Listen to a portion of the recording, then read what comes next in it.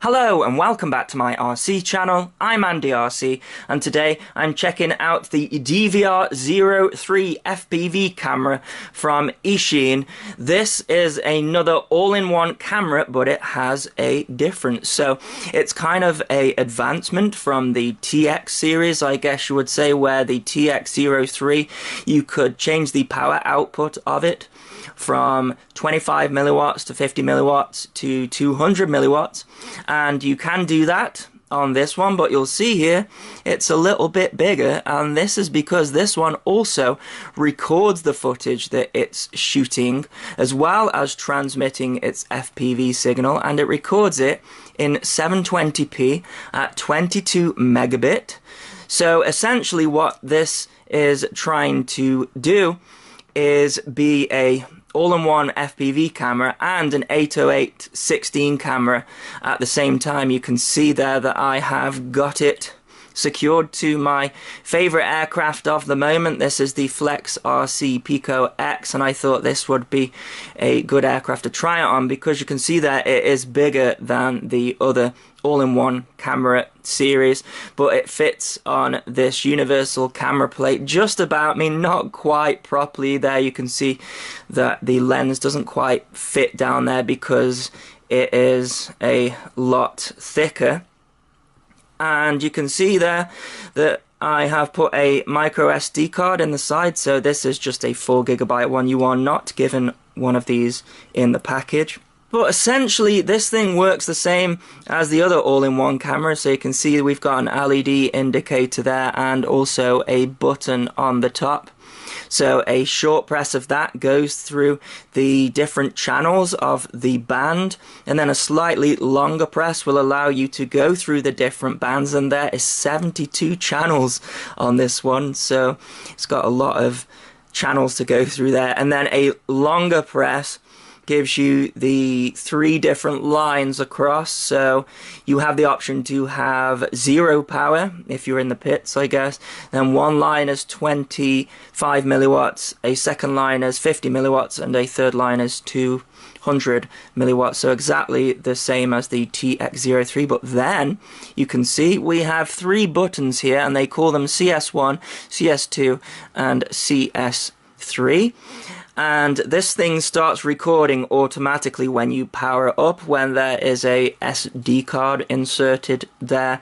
And then if you press this button, that stops the recording. A short press and another short press starts again. However, if you long press this button, it takes you into a menu system. Very similar to the Fat Shark menu system, actually, and from there you can format the SD card, you can change the format between NTSC and PAL, you can change the light frequency, so you can change it between 50 Hz and 60 Hz depending on the country you are in to stop the lights flashing when you're flying around.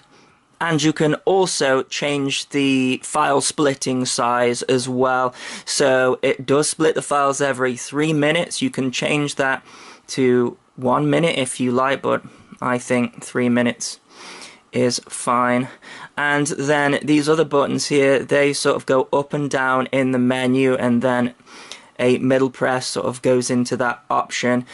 And then if you long press back into the main screen, you can actually play what's on the SD card as well. So if you long press CS1 there, you can then cycle through the videos that are on the SD card and watch the videos back through your goggles if you wish. So the camera is 520 TV lines. It is 1 lux, so it's not going to be great in low light. We have a 120-degree field of view, and it's also a CMOS camera as well. The file format is AVI, so not MP4 there, and as I mentioned, it records in 1280 by 720p at 30 frames per second. And then the output of the FPV is 640 by 480. It'll take up to a maximum of a 32GB SD card, and it needs to be a class 10. Now this one is known for having a delay or frame rate drop when you're flying, very similar to what I used to get when I used to take the Hubsan H107C and steal its FPV feed. This one does the same. So I hear a lot of people saying you can't put it on a quadcopter, it's best for going on a plane or something slow. So I will have to check that out, because this is probably one of the quickest quadcopters that I have got, one of the smallest anyways, and running a 3S, I think it should be pretty crazy. So that'll definitely test out whether you can fly and record with this one at the same time. So the weight of this one, it is slightly heavier than, say, the TX03. It weighs 7 grams, whereas the TX03 is around about 5, so it is a little bit heavier, but with this guy, I don't think I'm going to see an issue at all. And of course, we have a cloverleaf antenna on the top here as well. So I'm going to be flying this FPV. I'm going to be using my Fat Shark Dominator HD3 goggles with the Fat Shark diversity receiver, a Menace RC Invader patch antenna, and a Omway cloverleaf antenna as well, and that is so I can show you the DVR that's been recorded, because I want to compare the FPV footage to the HD footage that this guy is going to record. So let's get and fly it and see how it performs. So I was impressed with a few things on this camera. The first one is the recording quality that comes back from the SD card. I thought it was very good. Now there's a little bit of jello in this image, and that is just this quadcopter. It's so tiny, it's an 88mm brushless quadcopter, and it's so difficult not to have the vibrations come through. But the same with the 808 camera, that was very susceptible to vibrations, and I didn't think this one was so bad. The other thing that I was impressed with was the reception of the FPV feed. There was hardly any breakup at all. Now, there was an issue because, well, first of all, this is a 16:9 camera, and of course I'm using the Fat Shark goggles, which receive in a 4:3 format. But if you have one of the visors, or if you have the Dominator V3s, not the HD version, those are 16:9 goggles, so I guess you wouldn't have a problem with that. Now, the downsides, of course, there is a frame rate drop when recording. It's not there when you're not recording, and it's not really a delay. Okay, there's a delay on all FPV cameras, but I think a lot of people confuse the frame rate lag with delay, and that's just not the case. There's probably the same amount of delay there as there is on a normal all-in-one FPV cam, but because the frame rate is probably 20 frames per second, maybe less, that means that when you go for do a roll, you could do a quick roll and miss a lot of frames and be disorientated where you are. Now, another thing that I thought was a bit of shame, and it's coming up now, is the 3-minute split of the file. So you'll see there it does miss about 20 frames or so when it splits, and I think that's a bit of a shame. But one thing you will notice though is I'm able to fly this crazy quadcopter with it.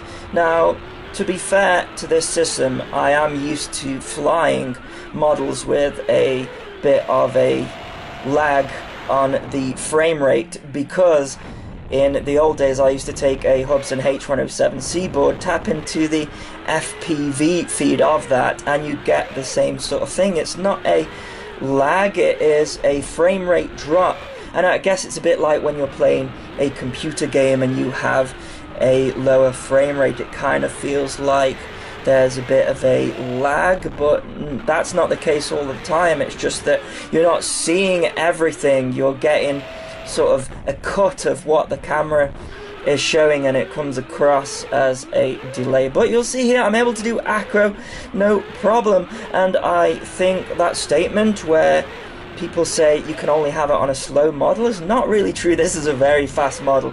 If you look up Pico X on my channel, you will see that it has a crazy amount of thrust, and I have full acro here. I'm flying in acro, and if you've got a big enough space, now I do not have a huge amount of space. Alright, if you are flying indoors, if you're flying through race gates, you would definitely run into a problem. But freestyle, I was getting some nice results, and you can hear as well that we have the audio coming through. So yes, this one does have a little tiny microphone above those little CS buttons as well, and that does come through on the FPV feed as well. So I think it's a pretty capable camera. Alright, you're not going to be doing races with it, but for casual flying and absolutely for sticking on a plane, you're not going to have any issues at all. In fact, the reception of this camera was very good. I'll put that up against a lot of these cameras. It hardly broke up at all.